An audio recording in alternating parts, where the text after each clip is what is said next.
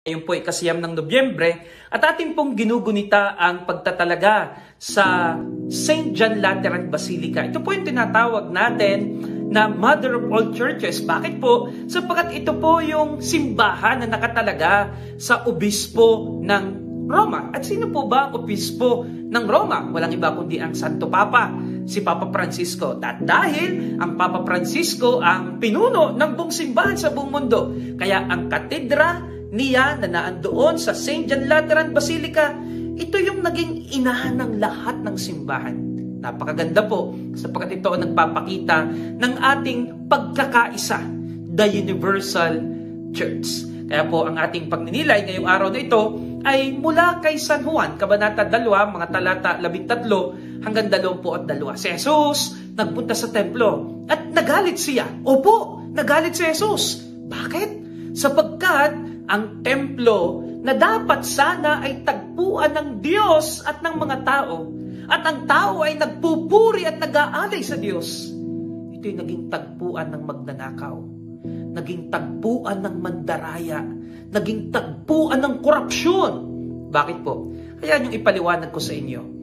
Ang mga tao nung panahon na yon, tuwing Pasko, once a year, sila po ay bumabalik sa templo, lalo tigit sa bayan ng Israel. Sapagkat ang mga Israelita po noon ay nagkawatak-watak na sila. Meron po tayong tinatawag na diaspora. Dahil nga sa kasaysayan, naging alipin sila kung saan-saan napatapon ang mga Israelita. At dahil sa kanilang dedikasyon, sila ay bumabalik every year. Pero alam nyo po, kapag galing ka sa malayong lugar, kinakailangang ikaw ay mag-aalay sa templo. At sa pag-aalay mo sa templo, alam nga namang may dala kang hayop sa paglalakbay mo. Kaya sasabihin nila, dito ka na bumili. Pero sa pagbebenta nila, naandoon yung pandaraya. Naandoon yung korupsyon.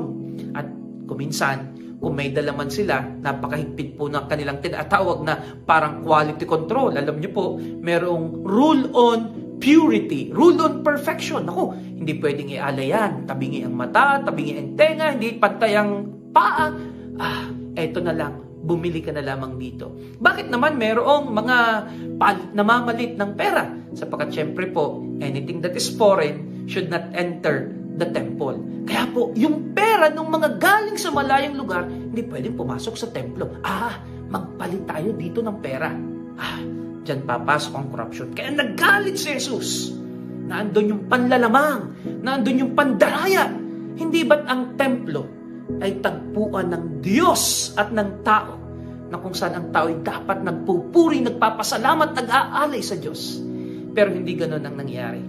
Kaya nagalit si Jesus. Kaya nga po, ang mga tao, ang tanong sa kanya, anong karapatan mo na gawin mo ito? Sinabi ni Jesus, gibain ninyo ang templong ito at itatayo ko sa loob ng 3 araw. Kaya nagtaka sila. Anong sinasabi mong itatayo mo sa loob ng 3 araw? Itanayo ito sa loob ng 46 na taon. Pero hindi nila naunawaan. Kaya nang si Jesus ay namatay at muling nabuhay, after 3 days, naalala ng mga alagad, ang tinutukoy pala ni Jesus ay walang iba kundi ang kanyang katawan. Ang templo. Ito yung simbahan. The church is the body of Christ. At tayo po ngayon, ang body of Christ. Tayong bumubuo sa simbahan. Kaya nga po, pag pinag-usapan natin ng simbahan, hindi lamang po ang tinutukoy natin dito ay yung patong-patong na bato. Tayo ang simbahan. Pero alam niyo po, ang pagninilayan natin ngayon ay hindi na po muna doon sa simbahan na kalipunan ng tao. Gusto kong bumalik muna tayo sa basic na ano ba yung ating nagiging attitude din ngayon kapag tayo ay nasa simbahan. Ulitin ko, ang simbahan ay tahanan ng Diyos. Dito nakatira ang Diyos. Pero pag pumapasok tayo ng simbahan, do we have the sense of reverence? Do we have the sense of awe? Do we have the sense of fear and trembling kapag nasa harapan tayo ng tabernakulo? Parang wala na yata. Hindi tayo nag-observe nung tinatawag natin na genuflection. Ilan na lamang sa inyo ang nakakaalam ng kahulugan ng genuflection? Ito po yung tayo ay lumuluhod ng isang paing nakalapat sa sahig. Nagagawa pa ba natin ito? O para tayong malayang naglalakad-lakad sa loob ng simbahan na para tayong nasa parke?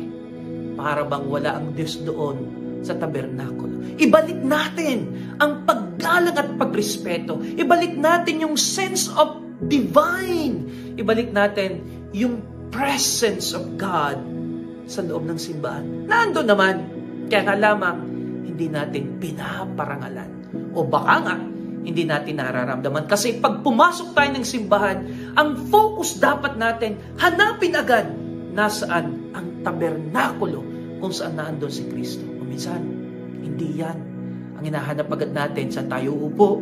Ang hinahanap agad natin kanino tayo tatabi. Ang hinahanap agad natin saan malinis, saan maayos. Yan. Nawawala yung sense of the divine kapag tayo nasa loob ng simbahan. At napakaganda rin po pag nilayan, ang simbahan ay tahanan ng Diyos.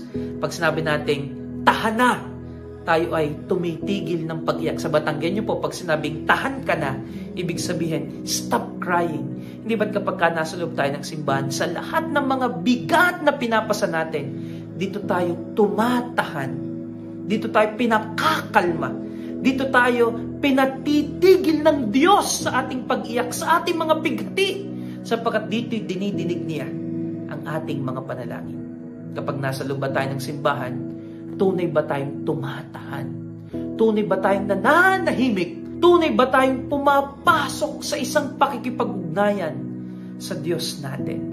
Nakakalimutan natin. Sapagkat anong concern natin kahit nasa loob ng simbahan? Nasa loob na ng simbahan, naka-cellphone pa tayo, may tatawag bigla. Bakit hindi natin ma-silent kapag nasa loob tayo ng simbahan? Nasa loob na tayo ng simbahan, may ka-text ka pa. Nasa loob na tayo ng simbahan, lipad pa ang ating isipan. You know, sana mga kapatid, every time you are inside the church, huwag mong kalimutan, ito ay tagpuan ng Diyos at ng tao.